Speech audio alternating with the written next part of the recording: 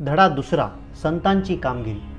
महाराष्ट्रात श्री चक्रधर स्वामी, संत नामदेव महाराज, संत ज्ञानेश्वर महाराज, संत सोकामेळा महाराज या संतांपासून सुरू झालेली परंपरा समाजाच्या विविध स्तरांमधून आलेल्या संतांनी पुढे चालवली। यात संत मंडळीमध्ये संत गोरोबा महाराज, संत सावता महाराज, संत नरहरी, संत एकनाथ, संत शेख महम्मद, संत तुकाराम महाराज, संत निळोबा महाराज इत्यादी संतांचा अंतर्भाव होतो। त्याचप्रमाणे संत जनाबाई, संत सोयराबाई, संत निर्मळाबाई, संत मुक्ताबाई, संत कानोपात्रा आणि संत बहिणाबाई शिऊरकर यांचाही अंतर्भाव होतो। त्यांनी लोकांना दया, अहिंसा, परोपकार, सेवा, समता, बंधुभाव इत्यादी गुणांची शिकवण दिली। कोणी लहान नाही, कोणी मोठं नाही, सगळे सारखे आहेत अशी समतेची भावना संतांनी लोकांच्या मनात निर्माण केली। तसेच महाराष्ट्रात समर्थ रामदासांनी आपले कार्य केले। श्री चक्रधर स्वामी मूळ गुजरातमधील एक राजपुत्र। वैराग्यवृत्ती धारण करून ते महाराष्ट्रात आले। येथे भ्रमण करत असता त्यांनी समतेचा उपदेश केला। त्यांना स्त्री पुरुष जातीपाती हे भेदभाव मान्य नव्हते, त्यामुळे त्यांना अनेक स्त्री पुरुष अनुयायी मिळाले। त्यांनी स्थापन केलेल्या पंथास महानुभव पंथ असे म्हणतात।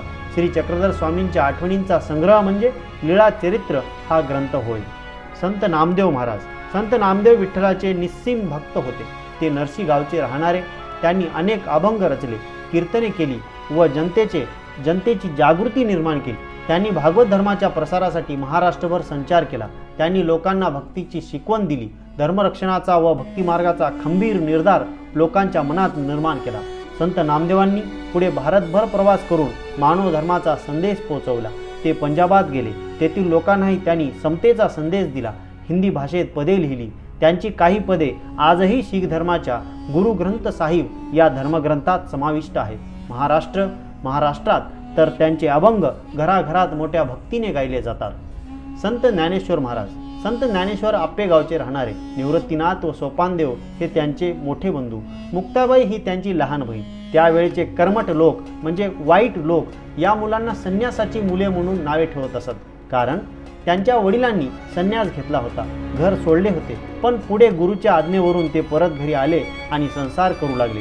पुढे त्यांना ही 4 मुले झाली। हे त्यावेळच्या कर्मठ लोकांना मान्य नव्हते। लोकांनी त्यांना वाळीत टाकले, म्हणजे घरापासून गावापासून दूर राहायला सांगितले।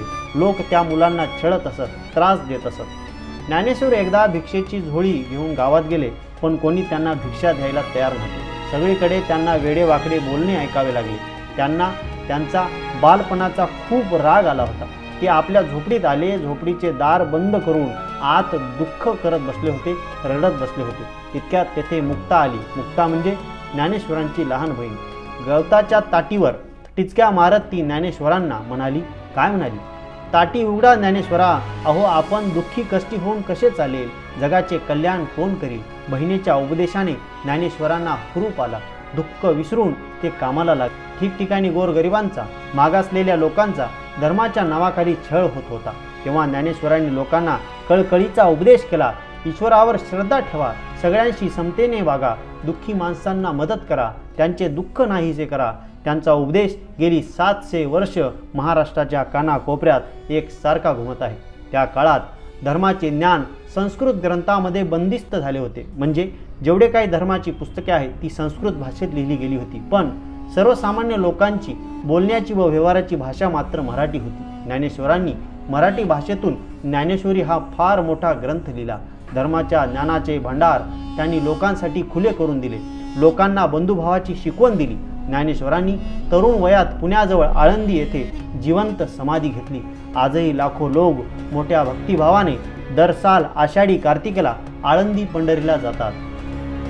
संत एकनाथ महाराज, संत नामदेव महाराज व संत ज्ञानेश्वर महाराज यांच्या कार्याची परंपरा संत एकनाथ महाराजांनी पुढे चालवली। ते पैठणचे राहणारे।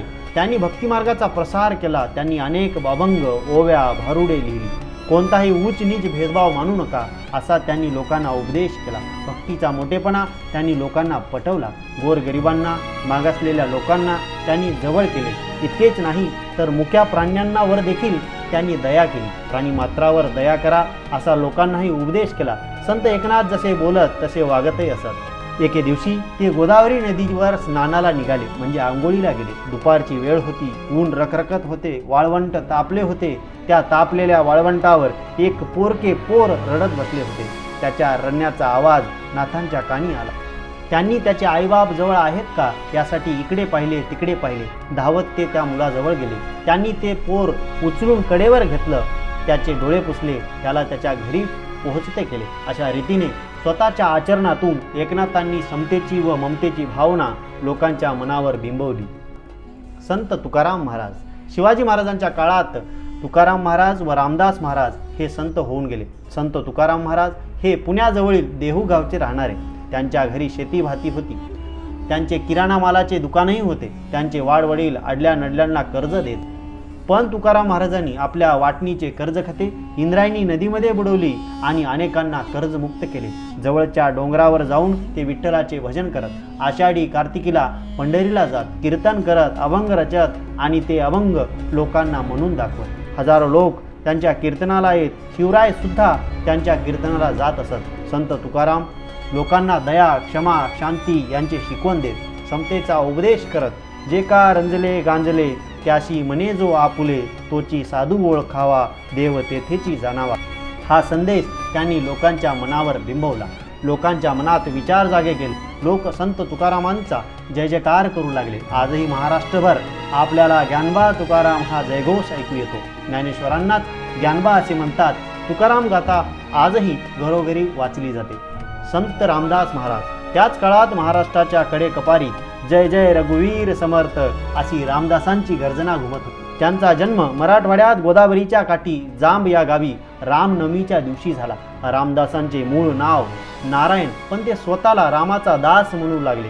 दासबोध या ग्रंथातून त्यांनी लोकांना मोलाचा उपदेश केला.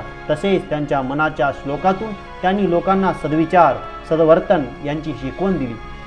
बलोपासनेसाठी त्यांनी ठिकठिकाणी हनुमानाची मंदिरे उभारली.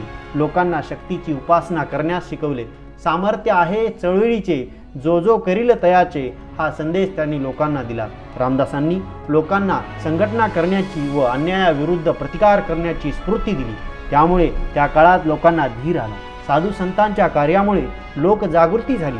धर्माबद्दल आदर वाढला. लोकांच्या मनात आत्मविश्वास निर्माण झाला. संतांच्या कामगिरीची शिवरायांनी स्वराज्य स्थापनेसाठी उपयोग करून घेतला. जय जय रघुवीर समर्थ तुकाराम महाराज की जय. जय हिंद, जय भारत.